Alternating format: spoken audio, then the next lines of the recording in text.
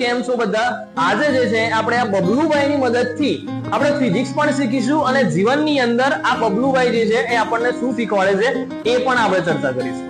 Okay, તો પહેલા વાત કરીએ કે આ જે બબલુભાઈ છે એ ફિઝિક્સ ની અંદર આપણને કયો કોન્સેપ્ટ શીખવાડે છે. તો તમે ચેક કરો કે આ બબલુભાઈ છે એમને હું ફેંકી દઈશ ને તો પણ એ બબલુભાઈ સીધા જ પડશે. જુઓ, ઓકે, તમે જોઈ શકો છો કે હું એમને ફેંકી દઉં છું એમ છતાં એ સીધા જ પડે છે. તમે જુઓ, આપણે લાફો મારીએ, એમને આમ કરી દઈએ, દબાઈ દઈએ છે તો પણ જુઓ એ સીધા થઈ જાય છે. બરોબર, ફરીથી એક પર તમારા ધ્યાન ખાતર જુઓ, અરે કેવા થઈ ગયા? સીધા થઈ જાય છે. તો એક એવું કેમ થાય છે? તો આના નીચે આપણે દળ ભરાયેલું છે અને દળના કારણે એમનું દ્રવ્યમાન જે કેન્દ્ર જે છે એ ક્યાં છે? નીચેની તરફ સ્થિર થયેલું છે, કેન્દ્રિત થયેલું છે.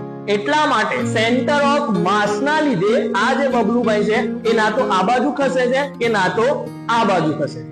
એક બીજી ચર્ચા કરીએ કે આ બબલુભાઈ જે છે એ આપણને જીવનમાં શું શીખવાડે છે. તો તમારા જીવનમાં પણ ઘણા એવા લોકો હશે કે જે તમને એમ કહેશે ભાઈ તું નહીં કરી શકે, તમને એમ કહેશે ભાઈ તું નહીં કરી શકે, બરોબર, પરંતુ તમારે આ બબલુભાઈની જેમ અડગ રહેવાનું કે ના ગમે તે થશે હું તો કરીને જ બતાવીશ. બરોબર, ગમે તે થશે હું તો કરીને જ બતાવીશ. બરોબર, એટલે આ બબલુભાઈના જેમ આપણે જડ રહેવાનું કે તમે ગમે તેટલા મને લાફા મારજો કે ગમે તેટલી મને લાતો મારજો, હું ક્યારે પણ હારીને તૂટી જઈશ કે નીચે પડીશ નહીં. ઓકે, તો આ બબલુભાઈ જે છે એ આપણને આટલી વસ્તુઓ જે છે શીખવાડે છે.